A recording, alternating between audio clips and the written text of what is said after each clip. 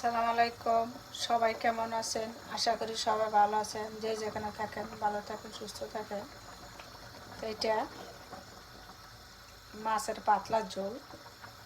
আজ দুইটা মাছ নিয়ে আসছিলাম সকালে। তো ফ্রিজের মাছটা তেমন কিছু আমাদের খাওয়া হয় না।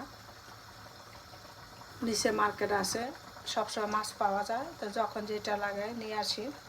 তো অনেকদিন পরে নিয়ে আসলাম। তো এটা পাতলা ঝোল রান্না করছি। আমি আবার মাংস কম খাই। তারপরে মাছও ভাজা মাছ খাই না। ইলিশ মাছ আনছিলাম দুইটা, বাদ দিলাম, তেমন কিছু খাওয়া হয় নাই।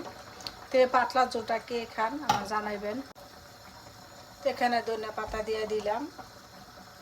তো এটা কার পছন্দ জানাইবেন, আর কার কাছে কেমন হইলো তারপরও জানাইবেন। কারণ রান্নাটা আমি করি, আমি বলতে পারবো না কেমন হয়, এটা দর্শকে বলতে পারবো। তো সবাই ভালো থাকে, আর আল্লাহ হাফেজ।